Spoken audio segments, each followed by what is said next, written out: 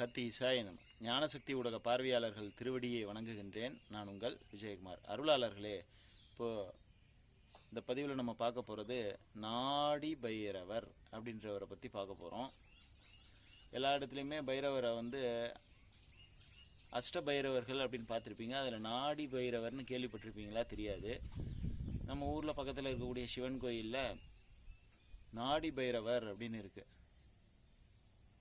நாடி வந்த பைரவர், நாடி போனால் உதவி செய்கிற பைரவர், நாடிகளை இயக்கும் பைரவர் அப்படின்னு சொல்லிக்கலாம்.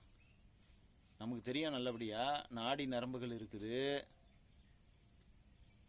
அதில் முக்கியமானது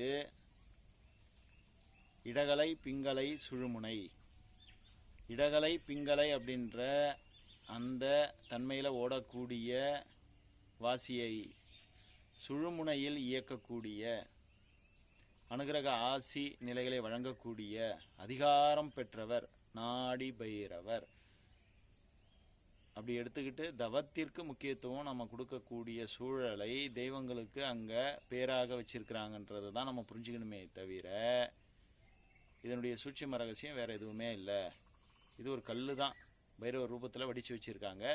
நாடி பைரவர் அப்படின்னாக்கா அந்த நாடிகளை தூய்மையாக இயக்கக்கூடிய வழிமுறைகளில் நம்ம போனால்தான் நம்ம கர்மவினை சாப பாப தோஷங்கள் நீங்குமே தவிர இங்கே விளக்கேற்றி வழிபாடு செய்தால் போகாது.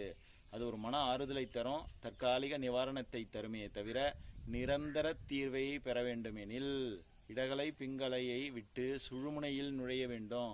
அந்த சுழுமுனை நாடியை பிடிக்க வேண்டும். அதுக்கு விமோச்சனம் தரக்கூடியவர் தான் நாடி பைரவர். நன்றியோடு நான் உங்கள் விஜயகுமார். ஓம் சிவாய அகத்தீசாய நம.